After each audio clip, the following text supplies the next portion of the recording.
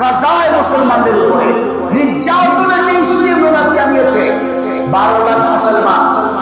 এই গাজার মধ্যে তারা ইহুদিরা 70,000 বসতি কায়েম করেছে। 70,000 বসতি আর 12 লাখ মুসলমান। 12 লাখ মুসলমানের দেশে ইহুদিরা জোর করে 70,000 বসতি কায়েম করেছে। বিচার দেওয়া হলো, কিন্তু এই আমেরিকা, এই যুক্তরাষ্ট্র সেটা বিচার করেনি, বরঞ্চ তাদেরকে প্রমোট করেছে। শুধু প্রমোটই নয়, ঈদের দিন মকবিল করে মুসলমানদের আনন্দকে কেড়ে নিয়েছে। নামাজরত অবস্থায় মসজিদে বন্ধ করে মুসলমানদের সেজদাকে কেড়ে নিয়েছে। ছোট ছোট বাচ্চাদের উপরে বন্ধ করে নিষ্পাপ মাসুম ছোট ছোট বাচ্চাদেরকে জান্নাতে পানি প্রেরণ করে দিয়েছে। এই জালেমগুলো মনে রাখতে হবে, 12 লক্ষ মুসলমানকে কষ্ট দেওয়ার কারণে আল্লাহ 10 গুণ সাজা তোমাদের জন্য দুনিয়াতে নির্ধারণ করে দিয়েছে। লস অ্যাঞ্জেলাসে কতগুলো মানুষ জানেন? শুধু টাউনের মধ্যে 40 লক্ষ। আর যে পাহাড় থেকে আগুন বেয়ে আসতেছে, এই পাহাড় সহ টোটাল 1,30 লক্ষ। এবার 12 লাখ দিয়া 10 গুণ দেয়। কথা বল না কেন? 12 লাখকে 10 গুণ দেয়। 12 লক্ষকে 10 গুণ দিলে যত হবে, তার চাইতে 10 লক্ষ বেশি আছে তোমাদের। আমাদের 12 লক্ষকে অস্থিরে রেখে তোমরা 1,30 লক্ষ শান্তিতে বসবাস করতে পারছো না। তোমাদের কাছে সর্বাত্মনিক অত্যাধুনিক সরঞ্জাম থাকার পরেও মুসলমানদের, নিরস্ত্র মুসলমানদের বুকের উপরে গুলি চালাতে একটু নিরাপদ করনি। অথচ তোমাদের পণ্যগুলো মুসলমান ভোগ করেছিল, তোমাদের পানীয় মুসলমান পান করছে। সারা দুনিয়াতে যদি তোমাদের পণ্যগুলো মুসলমানরা ভোগ করে, তবে তোমরা তোমাদের ব্যবসাগুলো ডুবে যাবে।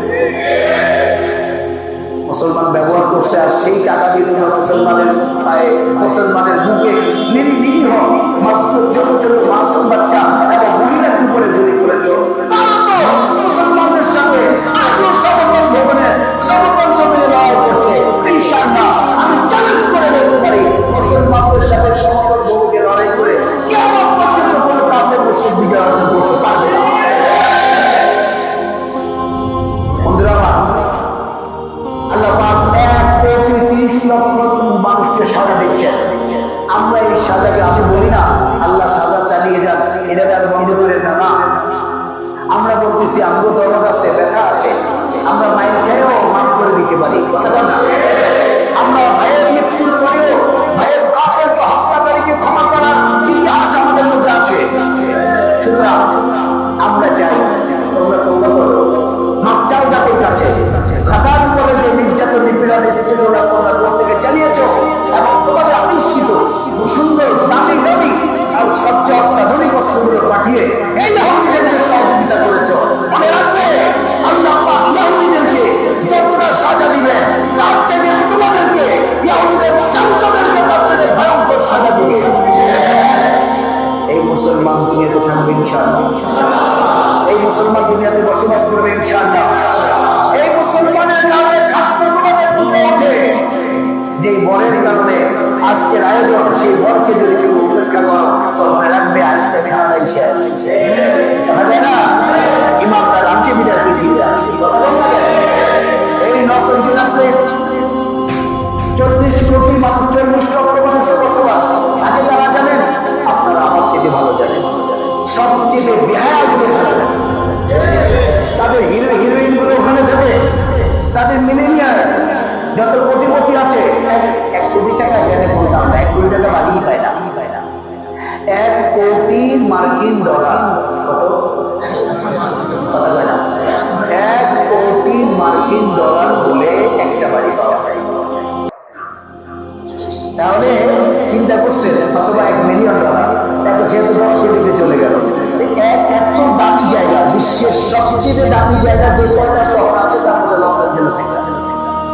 এই দামি জায়গার মধ্যে আল্লাহ আগুন ধরে দিল, কারণ তোমরা মুসলমানের শরীরে আগুন ধরাইছো। মুসলমানদের পরিচয় সমুদ্রের পারে, মুসলমানদের পরিচয় আগুন ধরাইছো। মুসলমানরা টানেলে ঢুকেছে, সেই টানেলের ভিতরে বন্দিং করেছ। আজ দেখো তোমরা পাহাড়ে লুকাতে, ওই পাহাড়টাকে আগুন ধরিয়ে তোমাদের লুকানোর জায়গাটাও বন্ধ করে দিয়েছে। মুসলমান, গাজা একবারে খোলা ভূমির মধ্যে, টয়লেট নাই, বাথরুম নাই, পেশাব নাই, ঘরের ব্যবস্থা নাই, খাবার দাবারের ব্যবস্থা নাই। সারা পৃথিবীর দিকে যখন প্রাণ পাঠানো হলো, তোমরা এত বড় ডাক্তার, তোমরা সেই খাবারগুলো পর্যন্ত এই নিরীহ শিশুর কাছে পৌঁছতে দিলে না। আমাদের কাছে ইতিহাস আছে। আমি লম্বা বর্ণনার সময় এই আমাদের কোতোয়ালি থানা থেকে আলহামদুলিল্লাহ আপনাদের দোয়া, গত রমজানে আমাদের আব্দুল্লাহ ফারুক সাহেব আলিয়া এবং আমাদের মৌলানা মুফতি আতিকুর রহমান সাহেব বাবুবাজার ঘাট মসজিদের খতিব সাহেব সহ আমি গোলামতার সাথে ছিলাম। আমাদের ওলামা পরিষদ আলহামদুলিল্লাহ 1 কোটি টাকার উপরে প্রাণ আমরা সরাসরি ফিলিস্তিনে পাঠিয়ে দিয়েছি। আলহামদুলিল্লাহ বলেন। মজার বিষয়, তারা ত্রাণগুলো সহজে পৌঁছে দেয় না। ত্রাণ নিতে হলে তাদেরকে ঘুষ দিতে হবে। জুলুমের একটা সীমা থাকে দরকার। ত্রাণ পাঠাতে হলে তাদেরকে ঘুষ দিতে হবে, মাঝখানে রাতের গায়ে আটকে দিত, যাতে করে মুসলমান বসবাস করতে না পারে। জমিন আল্লাহ, এই পৃথিবী আল্লাহ পাকে, এই জমিন আল্লাহ পাকে, এই সমুদ্র আল্লাহ পাকে, এই আবহাওয়া আল্লাহ পাকে, এই অক্সিজেন, এই carbon die oxide, hydrogen, nitrogen যে আল্লাহ পাকে, ওই আল্লাহকে যে বিশ্বাস করবে, তাকে তুমি নিশ্চিন্ত করতে চাও, আল্লাহ কসম করে বলি, কিয়ামত পর্যন্ত চেষ্টা করবা, ততদিন পর্যন্ত পৃথিবী থাকবে, যতদিন পর্যন্ত আল্লাহ বলার মতো একজন পৃথিবীতে থাকবে। এদেরকে নিশ্চিন্ত করতে পারবে না, এদেরকে হেফাজত করবেন কে? এই বাবুবাজার জুম্মা মসজিদে হাজার হাজার মুসল্লি নামাজে এসেছে, এদের হেফাজত কবুল করবেন কে? এদের তাসবিহ কবুল করবেন কে? তুমি এদেরকে কেন নিশ্চিন্ত করতে পারবে না? এবার যেখান থেকে তাকে মনোনয়ন করো না কেন, সারা বিশ্বের মুসলমানদেরকে তারা অস্থির করে রেখেছে। এমনকি আমার বাংলাদেশেও সারা দুনিয়ার মুসলমানদেরকে অস্থির করে রেখেছে।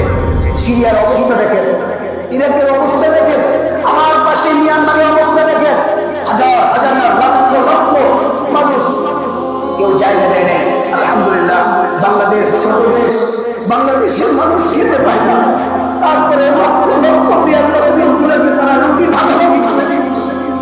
বিশ্বের ইতিহাসে প্রথম এতগুলো মানুষকে কোনো দেশ গ্রহণ করে না। আমার দেশের জনসংখ্যা এমনি তো অনেক বেশি, তবুও আমার দেশের মানুষ রুটি ভাগাভাগি করে খেয়েছে। চট্টগ্রামের মানুষ সোভিয়েত পানি ঠিক মতো পায় না, তাদের নোনা অঞ্চল, সেখানে তাদের নিজের টিউবওয়েলের পানি অনেক গভীর হাজার ফিট নিচ থেকে আসা পানি পর্যন্ত ভাগাভাগি করে এই মিয়ানমার থেকে আসা রোহিঙ্গা মুসলমানদের কাছে তারা পানি পৌঁছে দিয়ে তাদের দিলকে তাজা করে দিয়েছে। মনে রাখবেন, মুসলমানদের অন্তরে যারা আগুন জ্বালাবে, আল্লাহ পাক তার বাড়িকে আগুন জ্বালিয়ে দিবে। কথা বল না কেন?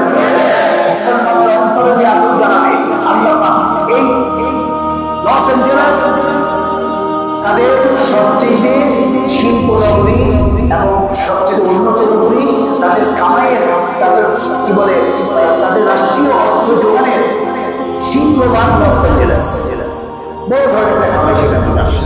আমাদের চিটাগাংটা যেমন আল্লাহ পাক হেফাজত করুন, সেখানেও মুসলমানরা আছে, আল্লাহ পাক মুসলমানদেরকে হেফাজত করেন, ইমানদারদেরকে হেফাজত করেন, আল্লাহ পাক এদেরকে তওবা করে ইসলামের ছায়া তলে আসার তৌফিক দান করেন, এদেরকে মুসলমান হয়ে ইসলামের ছায়া তলে আসার তৌফিক দান করেন। কথা বললে তো কথা শেষ হবে না, বাকি কথা হলো এর থেকে আল্লাহ পাক নিজেই বলেছেন, দেখো এদেরকে বলো তারা যেন এখান থেকে শিক্ষা গ্রহণ করে। এত অত্যাধুনিক ব্যবস্থা থাকার পরেও, ফায়ারফুল জ্যাকেট থাকার পরেও এরা আগুন নিভাতে পারছে না। কত চেষ্টা করছে, আর আগুন একখানে নিভানোর চেষ্টা করে আটখানে জ্বলে। আল্লাহ জমিন, আল্লাহ যদি জ্বালায় তুমি পালায় যাইবা কোথায়? জমিন কার? জমিন তো জেনে নিয়েছে, জমিনের প্রেস্টিজে লেগে গেছে। নাফরমানির একটা সীমা আছে, তুমি চূড়ান্ত পর্যায়ে নাফরমানিকে প্রমাণ কইরা নাফরমানি লস অ্যাঞ্জেলেস থেকে সারা পৃথিবীতে ছড়িয়ে দিয়েছে। আল্লাহ পাক আমাদের যুবকদেরকে, যুবক বাংলার যুবকদেরকে বলছে, সবক নাও, তা না হয় এমন দিন আসবে পালানোর জায়গা পাবে না। কারণ আল্লাহ যদি একটু ভালো করে একটু ভূমিকম্প দেয়, তো তুমি পালানোর জায়গা পাবা না, পুরান ঢাকায় পালানোর জায়গা ভালো মানুষ তো গলি খুঁজে পায় না। আরে আমিও তো বাদাম তলি একদিন আড়াই গেছিলাম, এই গলিতে আইসা কোনো গলিতে ঢুকছে খুঁজে পাই না, পরে নাম ওইরা করে দেখি যে ইসলাম। তো এই জন্য এই গলিগুলো তো একদিন হারিয়ে যাবে। বন্ধু, সাবধান থেকো, সাবধান। আল্লাহর বিরুদ্ধে কথা বলার চেষ্টা করবে না ইনশাআল্লাহ। এবং আল্লাহর বিরোধী শক্তি যারা, তাদের সাথে সংঘ দেওয়ার চেষ্টা করবে না। এখন থেকে সাবধান হও, তওবা করো। আমরা জান্নাত থেকে আসছি, যাবো কোথায়? জোরে বলো, আসছি থেকে যাবো কোথায়? ওলামায়ে কেরামের কথা শুনতে হবে কি হবে না? কোরআনের কথা শুনতে হবে কি হবে না? বাকি কথা মানে জমা হবে, খোদা তৌফিক দান করেন।